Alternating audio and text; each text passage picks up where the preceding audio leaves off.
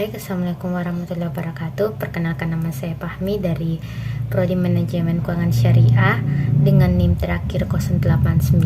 Di sini saya akan memaparkan mengenai tugas yang telah saya selesaikan, yaitu pilihan kedua untuk memenuhi tugas akhir dari mata kuliah Manajemen Keuangan Syariah. Di sini yaitu mengenai perbedaan dari perspektif konvensional dan perspektif syariah.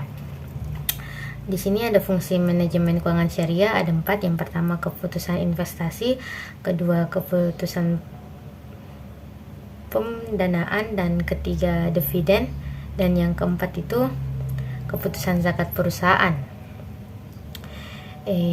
Untuk yang pertama, mengenai perbedaan perspektif konvensional dan syariah mengenai keputusan investasi.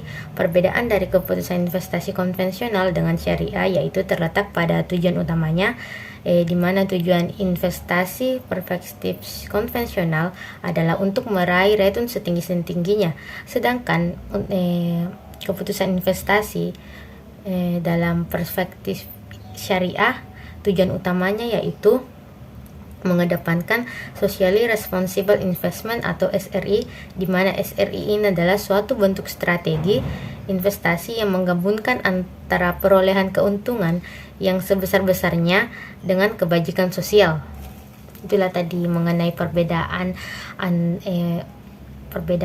perspektif konvensional dan syariah pada keputusan investasi. Yang kedua yaitu keputusan pendanaan.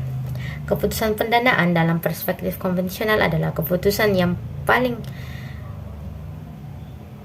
penting yang dibuat oleh manajer keuangan terkait dengan bauran pembiayaan suatu organisasi. Sedangkan menurut perspektif syariah, keputusan pendanaan adalah keputusan manajemen keuangan dalam melakukan pertimbangan dan analisis perpaduan antara sumber-sumber dana yang paling ekonomis bagi perusahaan untuk mendanai kebutuhan investasi serta kegiatan operasional perusahaan tersebut.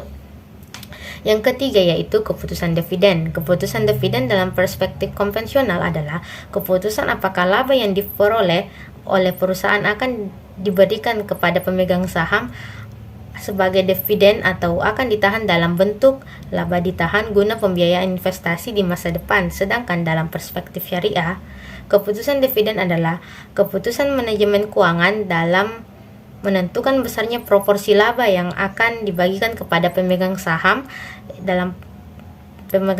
dan proporsi dana yang akan disimpan perusahaan sebagai laba ditahan untuk pertumbuhan perusahaan yang di masa yang akan datang.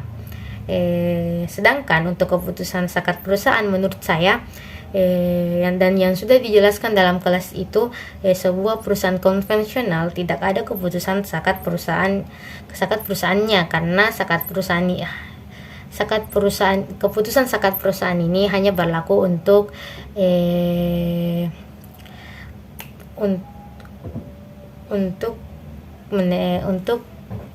manajemen syariah saja atau untuk perusahaan yang berbasis syariah.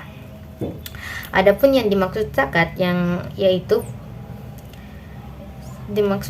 zakat adalah ajaran agama yang berkaitan dengan keberhasilan seseorang di dunia dan di akhirat. Besarnya zakat yang dikeluarkan oleh perusahaan menunjukkan bahwa perusahaan tersebut telah berhasil dalam bisnisnya.